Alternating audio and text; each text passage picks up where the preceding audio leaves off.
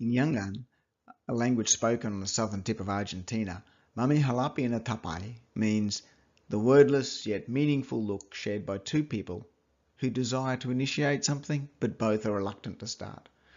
We think of the first kiss, but this is the moment before that, connecting with another person's feelings, our emotions meeting theirs. Welcome to Emotional Intelligence and how it can help us in the workplace. Our thinking and behaviour is influenced by other people. How we manage this influence and interaction is called a relationship. And we influence other people. Being aware that we're not the centre of the universe is part of growing up. It's a milestone we hit about 2 years old. That's why it's called the terrible twos. We need to develop, though, the awareness of ourselves and the awareness of other people's emotions and how to respond appropriately. How can we do that? After years of studies, it turns out that our IQ, or our intelligent quotient, isn't that important. It's our EQ, or our emotional intelligence, that will help you to be more successful in life. What is more important is how you interact with people. So how can we define emotional intelligence? Emotions are impulses to action in response to life situations. How we control or manage our emotions, that is, not snuffing them out or keeping them buried, but to acknowledge them and choose how and when to act on them. This describes our emotional intelligence.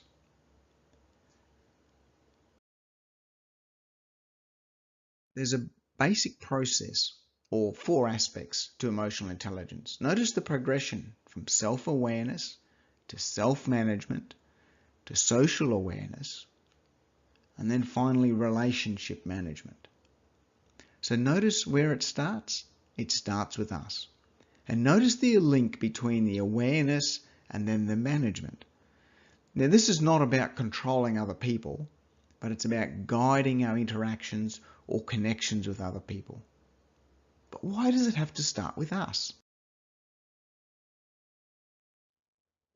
Why do we need to know about ourselves first? Only humans are self-conscious, but much of that happens in our subconscious mind. We can't handle a relationship with others if we can't handle ourselves. If we can't control ourselves or understand ourselves, then we can't help others, and we'll find difficulties in managing relationships. How can we do this? Develop our emotional intelligence. We can learn and develop our emotional intelligence, and we don't need to be a psychologist or read lots of books. To some extent, we're born with a capacity to understand other people, except if we have a disorder, for example, like Asperger's syndrome. But the ability that we have needs to be trained. We need to develop the awareness of ourselves and the awareness of others' emotions and how to respond properly. So this is very personal, and there's no mathematical formula. So let's look at this example. What emotion is on the left? What do you think is on the right? Now, how do you know that? This is a very human thing. We have an awareness of other people's feelings. Now, most of us can look at this and draw conclusions, but stop and think about it. How do I know that the guy on the left is happy? How do I know that the guy on the right is sad or worried? What's going on in our brain? We might say, oh, it's his facial expressions. But stop and analyse, and you'll soon realise that this is very difficult to explain. Now, what are some of the qualities you need to think about if we're going to develop our emotional intelligence?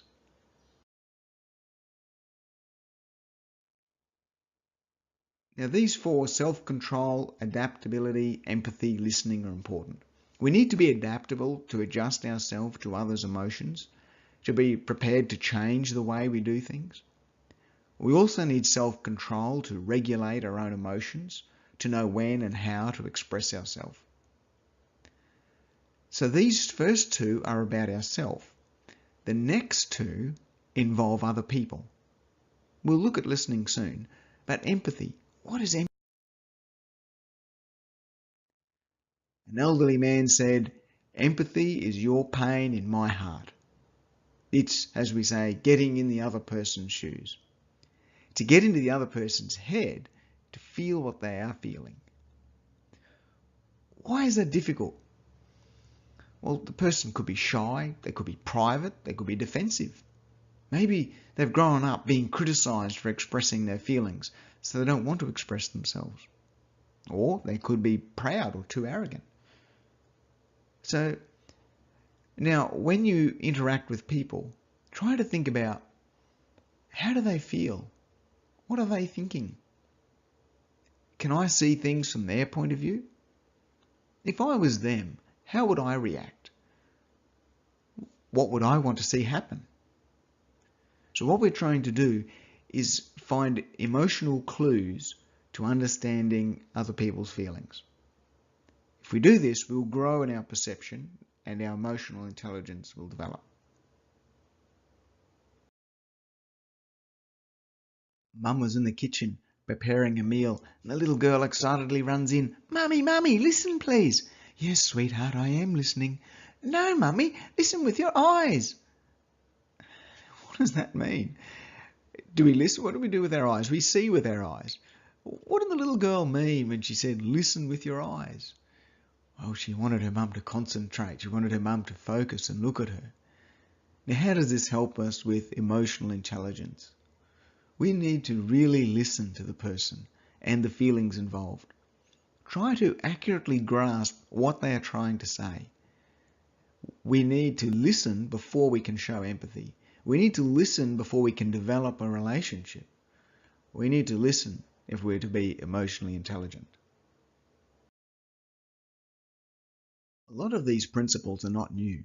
You might recognize this as the golden rule. Just as you want men to do to you, do the same way to them.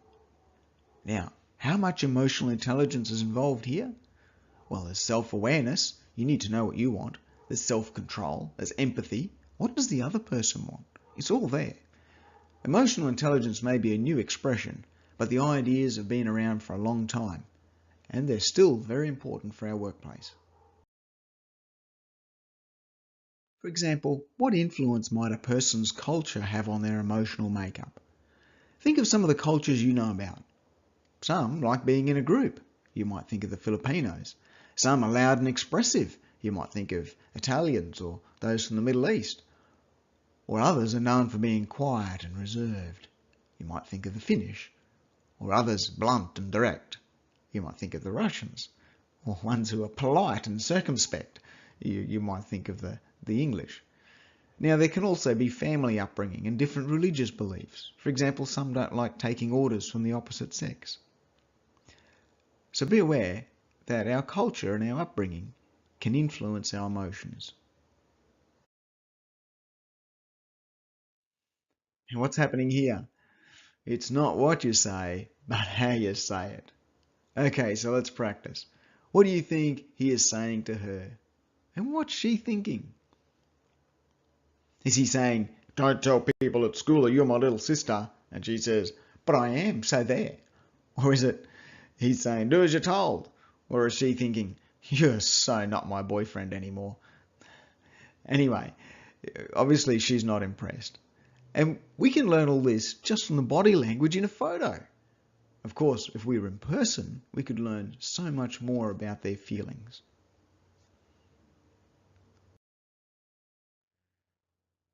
What we think affects what we feel, and this affects how we act, what we do and say. Emotional intelligence is about what we can do to be aware of this in ourselves and other people. We can only see the last part in other people, what they do and what they say. But in ourselves too, we can change our thinking, which will affect our emotions and how we feel. So here's the basic process or 4 aspects of emotional intelligence. Notice again the progression: self-awareness, then self-management, then social awareness, what's going on around us, then the relationship management, between individuals. Notice again the link between the awareness first and then the management, and how it's not about controlling other people, but guiding our interactions or connection with the other people. And again, how do we get it? By listening, by observing. Think about what might be going on in the other person's head. How does emotional intelligence help you at work? What are the benefits? You'll be more content and happier in your work. You'll be able to provide better customer service. You'll find that you'll cope better with challenges that you faced and disagreements. And you'll be able to resolve disputes better. And you'll be happier and work with your team better. So emotional intelligence is well worth putting effort into developing. What do you need to do? Listen to yourself and others. Think about your feelings and what others are feeling. Respond and act appropriately to your feelings and to the feelings of others. Hey, and thanks again for joining us. Don't forget to complete the short test below. And one last thing, we'd love to hear how you've used this training in the real world. Send an email to remember@learningsphere.com.au with your thoughts.